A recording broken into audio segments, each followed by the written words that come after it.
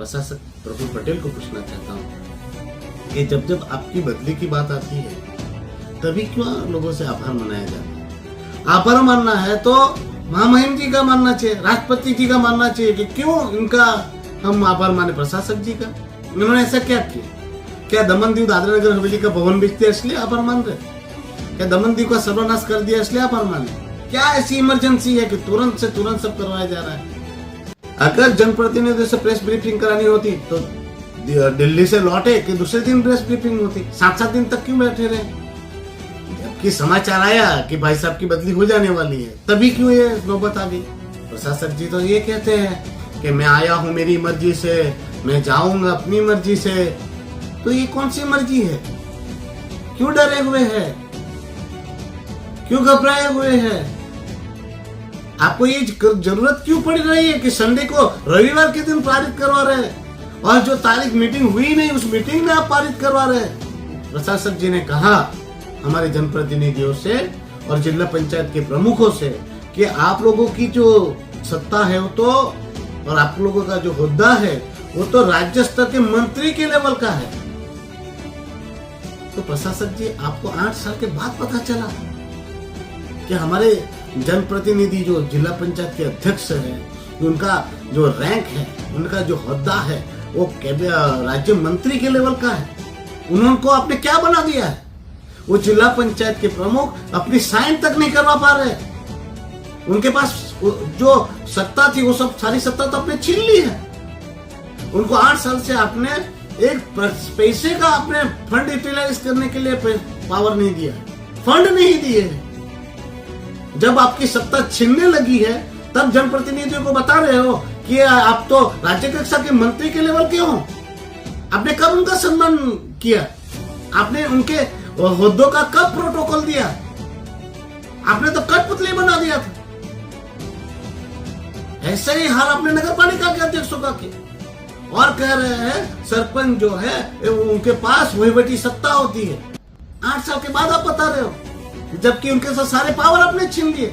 उनको भी 8 साल से आपने कोई फंड नहीं दिया। अरे सरपंच तो खुद एनओसी नहीं दे सकता, सरपंच तो कोई नोटिस नहीं दे सकता, सरपंच तो खुद की पंचायत में सफाई तक नहीं करा सकता और आप कह रहे हैं कि वहीवटी करता है वो।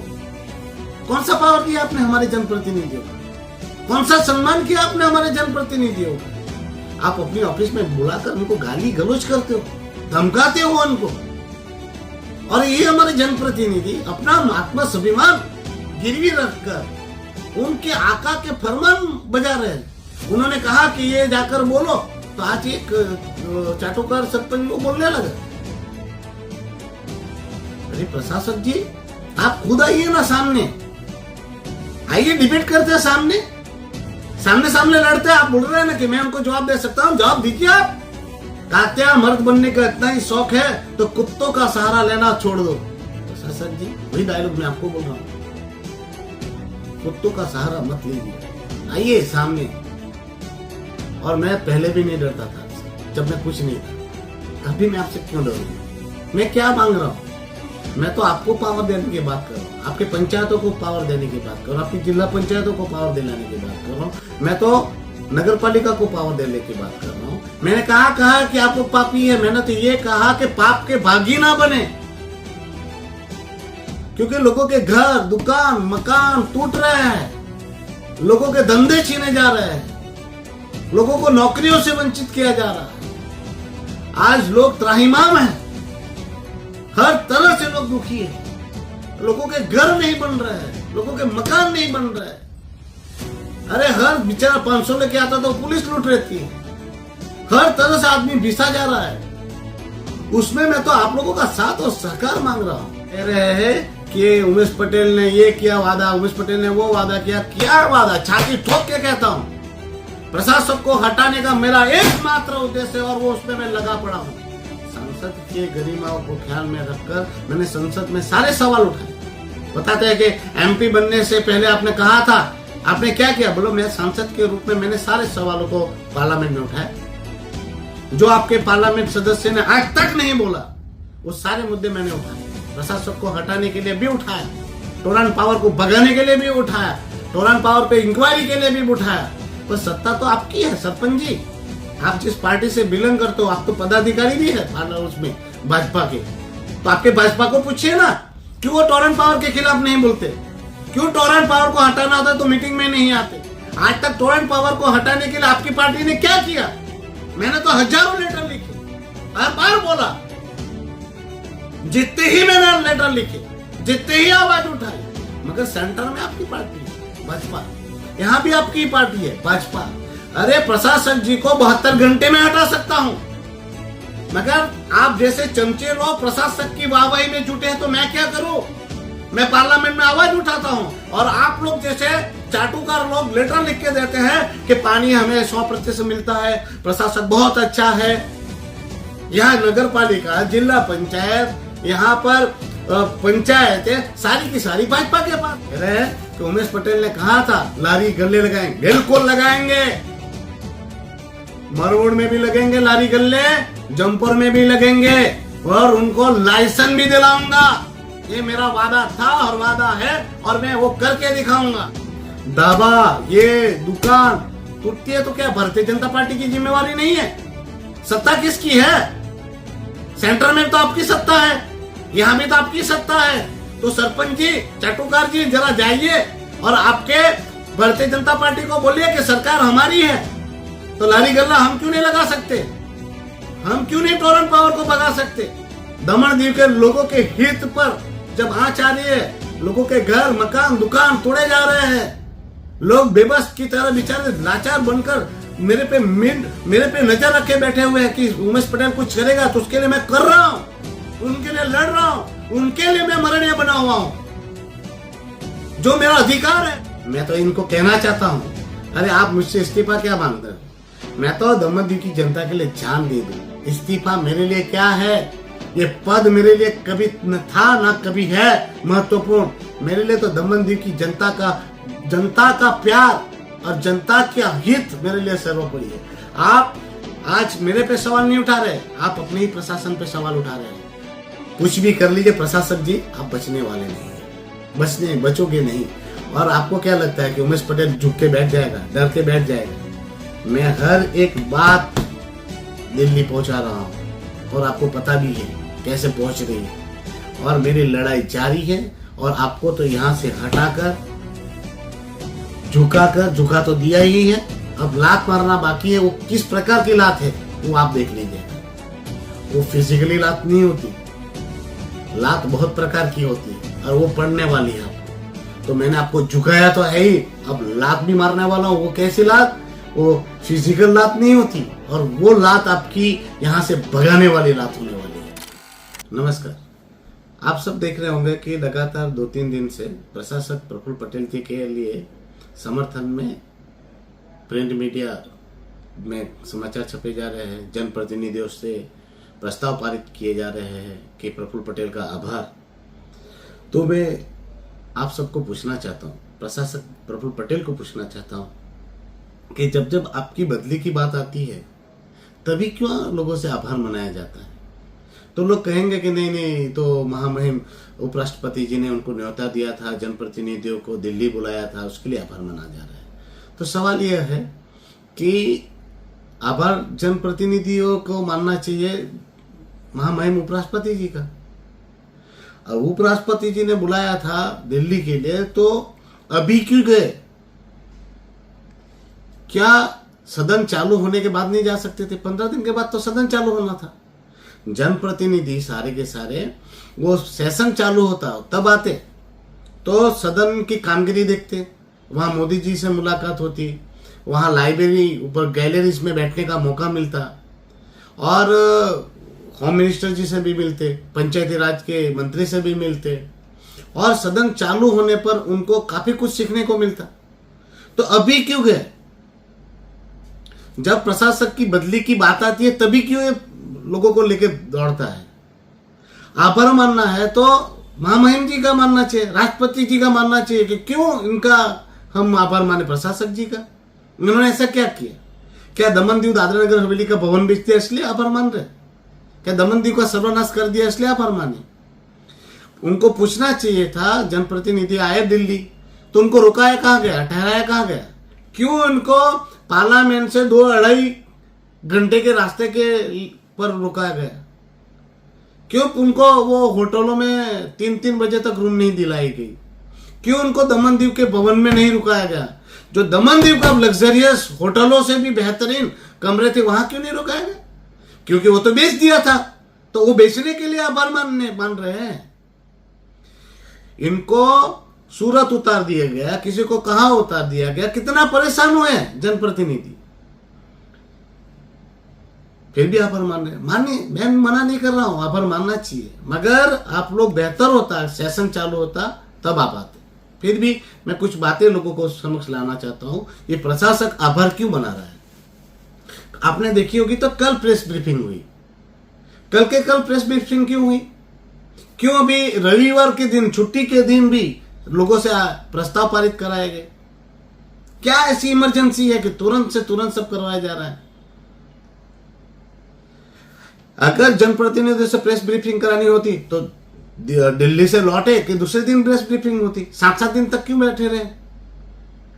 जबकि समाचार आया कि भाई साहब की बदली हो जाने वाली है, तभी क्यों ये नौबत आ गई? आपको 1-2 चीजें बताना चाहता हूं। ये लेटर है नगर पालिका का, दमन नगर पालिका का, जिसमें 14 तारीख के सर्कुलर है और वहां कहा गया है कि 21 तारीख को शाम 4 बजे नगर पालिका की मीटिंग है। मुझे भी बुलाया गया एक इनवाइटी के तौर पर। 21 तारीख को फिर से सर्कुलर निकला और कहा गया कि ये 21 तारीख की मीटिंग पोस्टपोन हो गई है, कोरिजेंडम निकला और कहा गया कि 21 तारीख की मीटिंग अब 23 तारीख को होगी। मतलब 21 तारीख को मीटिंग नहीं हुई, 23 तारीख को मीटिंग होगी, ऐसा कहा गया। अब हमारे मित्र जो है ये असली आजादी के विजय भाई पटसी के पेपर में आया कि 22 तारीख को प्रफुल्ल भाई पटेल जी के लिए आभार प्रस्ताव पारित किया काउंसिल ने, जबकि 21 तारीख को मीटिंग हुई नहीं, तो एडवांस में आभार कैसे पारित हो गया? इस पर जब मैंने नगर पालिका की कल जब मीटिंग हुई 23 तारीख को, तो मैंने चीफ ऑफिसर को पूछा, माननीय प्रेसिडेंट एसपी दमनिया जी और पूरी काउंसिल के सामने, तब चीफ ऑफिसर ने कहा कि ऐसी कोई मीटिंग नहीं है, ऐसा कोई प्रस्ताव पारित नहीं हुआ है और ये जो लेख में दावा कर किया जा रहा है उसका मैं बिल्कुल भी समर्थन नहीं करता और ऐसी कोई मीटिंग हुई नहीं है, ऐसा कोई प्रस्ताव पारित ही नहीं हुआ है। मतलब क्या हुआ? ऐसा कोई ठराव पास नहीं किया गया, लोगों से जबरन सिग्नेचर करवाए गए और ये फ्रॉड रेजोल्यूशन बनाया गया। ऐसा ही स्थिति जिला पंचायत में हुई। जिला पंचायत में भी मेरे जिला पंचायत के कुछ मित्रों ने मुझे बताया कि रविवार के दिन जिला पंचायत के कर्मचारी हमारे घर आए और वो रेजोल्यूशन में साइन करवा रहे थे और बोल रहे थे कि इस पे साइन करना है, आभार प्रस्ताव पारित किया है उस पर। बोलते कोई मीटिंग ही नहीं है, कोई सर्कुलर ही नहीं भेजा गया और डायरेक्ट आभार प्रस्ताव पारित कर किया हुआ पत्र हमें थमाया जा रहा था, हमने सिग्नेचर नहीं किया तो हमें धमकाया गया, डराया गया। मतलब जिला पंचायत ने भी ऐसे ही किया, सरपंचों से भी ऐसा ही करवाया जा रहा है। कुछ सरपंचों ने फोन किए कि हमें भी ऐसा बोला जा रहा है कि इस पे साइन करके भेजो। बोले जब मीटिंग ही नहीं और आभार किस बात का माने और क्यों माने? तो बोले हमें डराया जा रहा है, धमकाया जा रहा है। मतलब सारे के सारे जनप्रतिनिधियों से ऐसे आभार प्रस्ताव पारित करवाए जा रहे हैं। और क्यों करवाए जा रहे हैं? प्रशासक जी तो ये कहते हैं कि मैं आया हूं मेरी मर्जी से, मैं जाऊंगा अपनी मर्जी से। तो ये कौन सी मर्जी है? क्यों डरे हुए हैं? क्यों घबराए हुए हैं? आपको ये जरूरत क्यों पड़ रही है कि संडे को रविवार के दिन पारित करवा रहे हैं और जो तारीख मीटिंग हुई नहीं उस मीटिंग में आप पारित करवा रहे हैं? अरे मैंने पेपर में पढ़ा, ये हमारे मित्र मुकेश गोसाई जी ने लिखा कि प्रशासक जी ने कहा हमारे जनप्रतिनिधियों से और जिला पंचायत के प्रमुखों से कि आप लोगों की जो सत्ता है वो तो, और आप लोगों का जो होद्दा है वो तो राज्य स्तर के मंत्री के लेवल का है। तो प्रशासक जी, आपको 8 साल के बाद पता चला कि हमारे जनप्रतिनिधि जो जिला पंचायत के अध्यक्ष है, उनका जो रैंक है, उनका जो होद्दा है, वो राज्य मंत्री के लेवल का है। उनको आपने क्या बना दिया है? वो जिला पंचायत के प्रमुख अपनी साइन तक नहीं करवा पा रहे। उनके पास जो सत्ता थी वो सब सारी सत्ता तो आपने छीन ली है। उनको 8 साल से आपने एक पैसे का अपने फंड यूटिलाइज करने के लिए पावर नहीं दिया है, फंड नहीं दिए है। जब आपकी सत्ता छीनने लगी है तब जनप्रतिनिधियों को बता रहे हो कि आप तो राज्य कक्षा के मंत्री के लेवल के हो। आपने कब उनका सम्मान किया? आपने उनके होद्दों का कब प्रोटोकॉल दिया? आपने तो कठपुतली बना दिया था। ऐसे ही हाल आपने नगर पालिका के अध्यक्षों का किया, और कह रहे हैं सरपंच जो है उनके पास वहीवटी सत्ता होती है। 8 साल के बाद आप बता रहे हो, जबकि उनके साथ सारे पावर आपने छीन लिए। उनको भी 8 साल से आपने कोई फंड नहीं दिया। अरे सरपंच तो खुद एनओसी नहीं दे सकता, सरपंच तो कोई नोटिस नहीं दे सकता, सरपंच तो खुद की पंचायत में सफाई तक नहीं करा सकता, और आप कह रहे हैं कि वहीवटी करता है वो। कौन सा पावर दिया आपने हमारे जनप्रतिनिधियों का? कौन सा सम्मान किया आपने हमारे जनप्रतिनिधियों का? आप अपनी ऑफिस में बुलाकर उनको गाली गलौज करते हो, धमकाते हो उनको, और ये हमारे जनप्रतिनिधि अपना आत्म स्वाभिमान गिरवी रखकर उनके आका के फरमान बजा रहे हैं। उन्होंने कहा कि ये जाकर बोलो, तो आज एक चाटुकार सरपंच वो बोलने लगा। अरे प्रशासक जी, आप खुद आइए ना सामने, आइए डिबेट करते हैं सामने सामने लड़ते हैं। आप बोल रहे हैं ना कि मैं उनको जवाब दे सकता हूं, जवाब दीजिए आप। वो फिल्म देखी थी सनी देओल की मैंने, कात्या मर्द बनने का इतना ही शौक है तो कुत्तों का सहारा लेना छोड़ दो।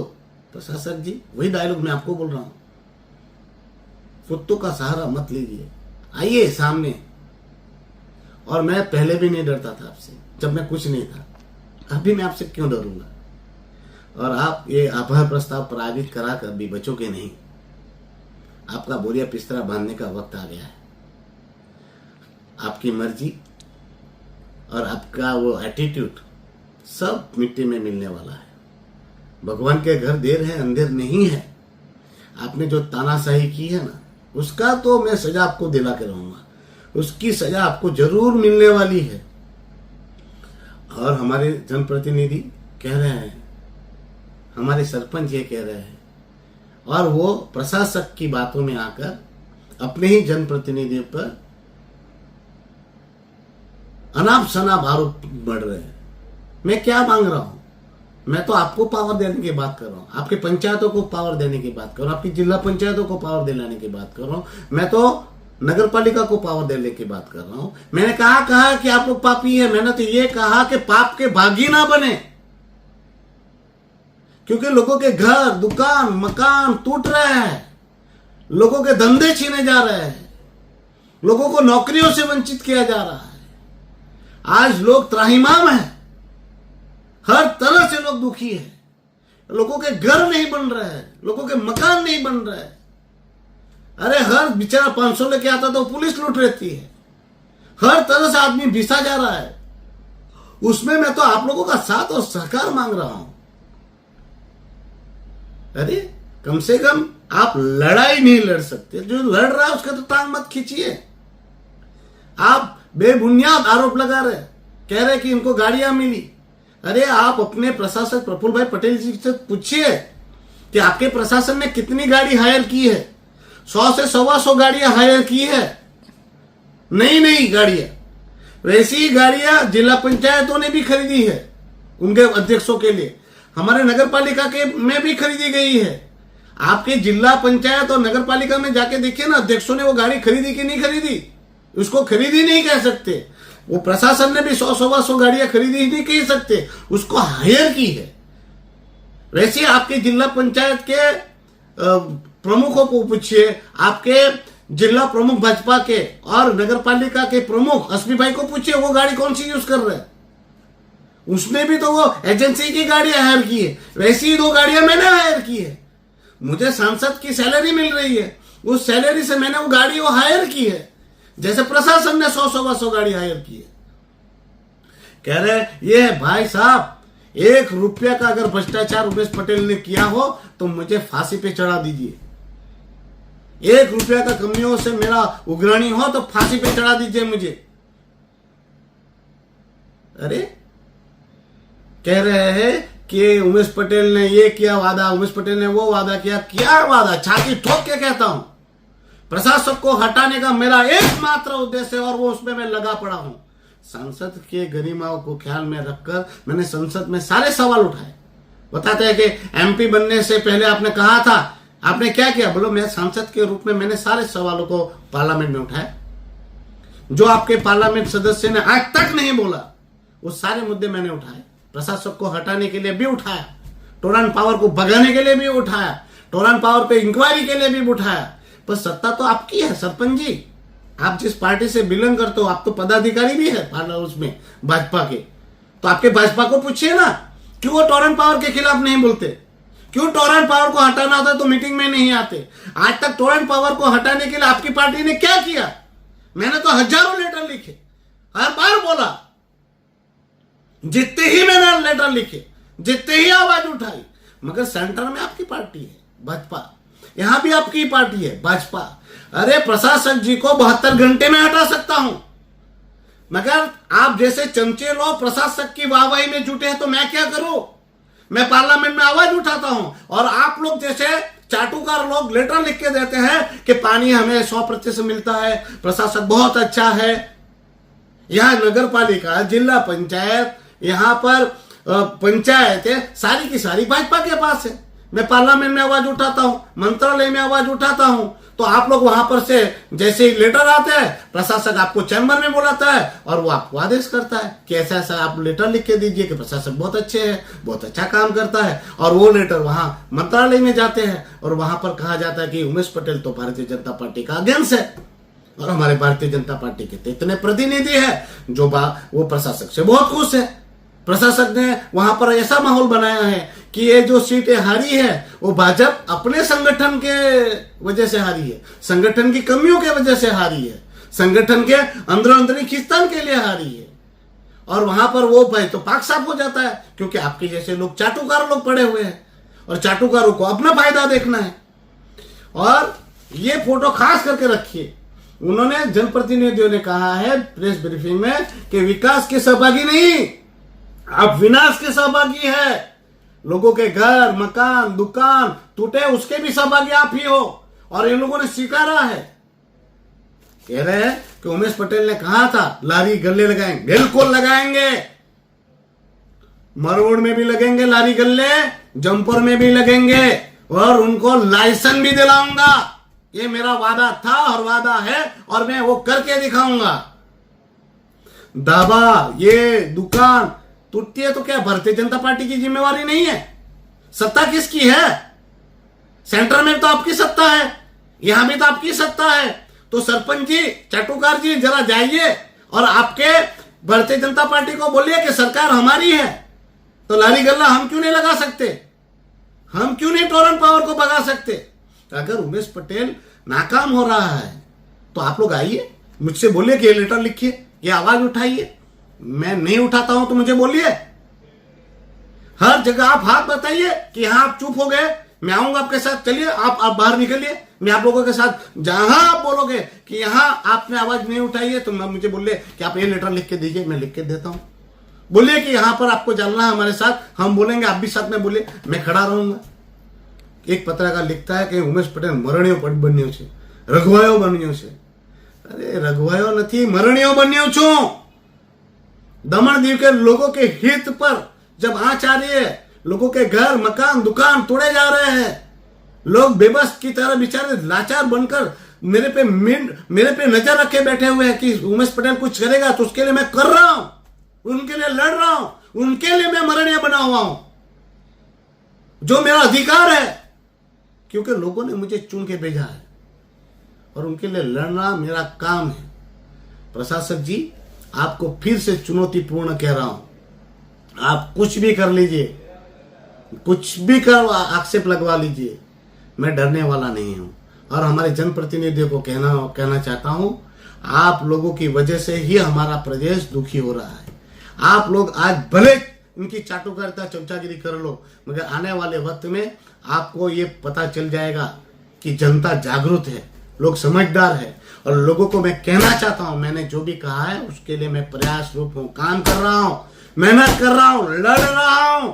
हाँ, अकेला हूं, ना मेरे साथ कोई सरपंच खड़े हैं, ना मेरे साथ जिला पंचायत के लोग खड़े, ना नगर पालिका के लोग खड़े, पर मैं आपका प्रतिनिधि बनकर आपके लिए आवाज उठाऊंगा, लड़ूंगा और आप सबके हक और अधिकार की रक्षा करने का पूरा प्रयास करूंगा। इसमें मेरी जान भी जाए ना तो मुझे कोई फर्क नहीं पड़ता। अरे मैं तो इनको कहना चाहता हूं, अरे आप मुझसे इस्तीफा क्या मांगते हो? मैं तो दमन की जनता के लिए जान दे दूं। इस्तीफा मेरे लिए क्या है? ये पद मेरे लिए कभी न था ना कभी है महत्वपूर्ण।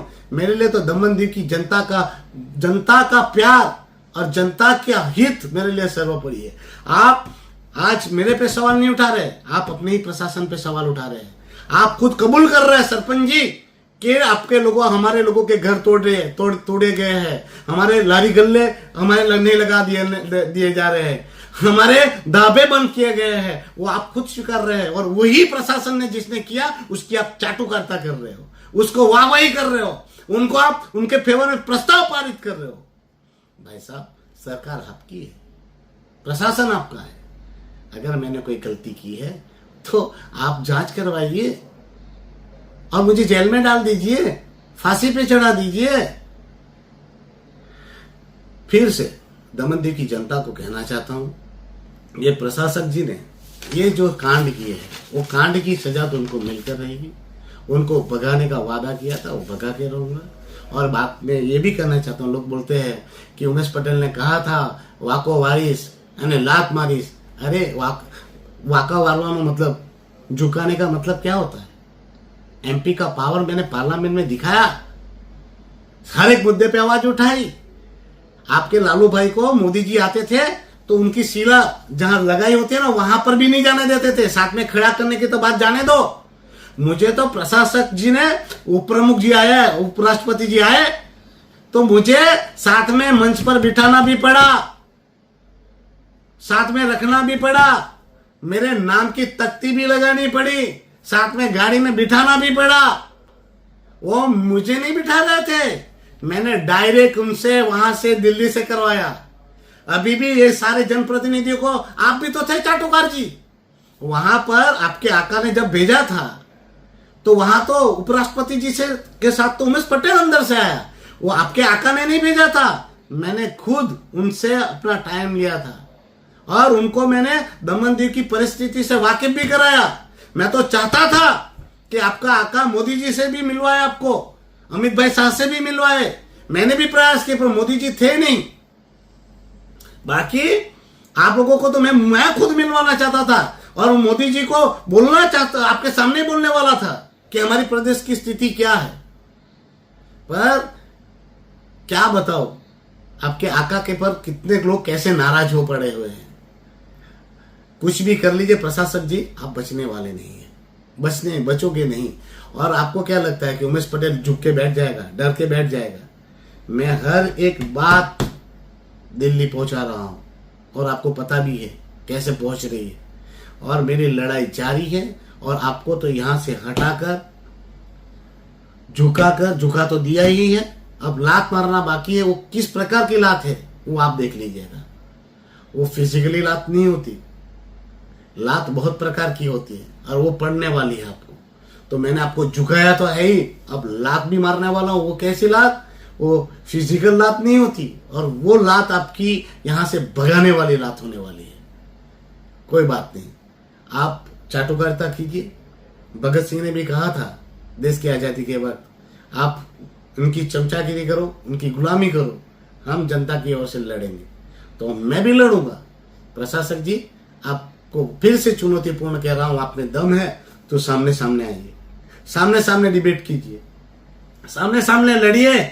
आप हमारे प्रतिनिधियों को, विचारों को, गाड़े गबले को वहां पर बुलाते हो, बहकाते हो, बहका हुआ में आके आपकी बातें को लिख कर आप भेजते हो, वो बोलते हैं, मुझे कोई फर्क नहीं पड़ता। उनको आप डराओ, धमकाओ, घबराओ, वो सब जानते हैं। और कितने लोगों ने मुझे फोन करके भी बोला है कि आपने क्या क्या चैम्बर में होता है। वो आपको क्या लगता है कि चैम्बर में आप बोलते तो हमें पता नहीं चलता? अरे आप सीधा सीधा बात करो, सीधा सीधा लड़ाई लड़ो।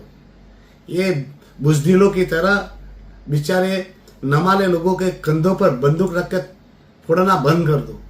आपका तो अंत आ चुका हुआ है ही है। ये आपकी नौकरी का अंत ही है, ये आपकी कारकिर्दी का अंत ही है, समझ लीजिए। और आपको वादा करता हूं प्रशासक जी, आपको 30 जनवरी तक तो नहीं बैठने दूंगा। कुछ भी हो जाए, 30 जनवरी तक तो आप नहीं रुकेंगे। फिर आपकी मर्जी मुझे दिखाना। आप में दम है तो आप मुझे दिखा देना कि आप 30 जनवरी तक रुकते हैं या नहीं। बस हमारे लोगों को कहना चाहता हूँ, डरिएगा नहीं, घबराइएगा नहीं। आपका जनप्रतिनिधि आपके साथ है। हाँ, हो सकता है मुझ पर फ्रॉड केस किए जाएंगे, गलत उलट जुलट आरोप लगाए जाएंगे, पर सत्य कभी मिटता नहीं है। सत्य पे आँच आ सकती है, पर सत्य परेशान हो सकता है, पर सत्य हार नहीं सकता। परमात्मा परमेश्वर ने मुझे जिताया ही है। इन लोगों ने सब कुछ किया, मगर मैं जीता, आपकी आवाज बना। और आपको विश्वास दिलाता हूँ, आगे भी मेरी लड़ाई इसी प्रकार से जारी रहेगी। दमनदीप की जनता के लिए मैं लड़ता रहूंगा और दमनदीप के लोगों का हक और अधिकार और न्याय उनको दिलाकर रहूंगा। धन्यवाद।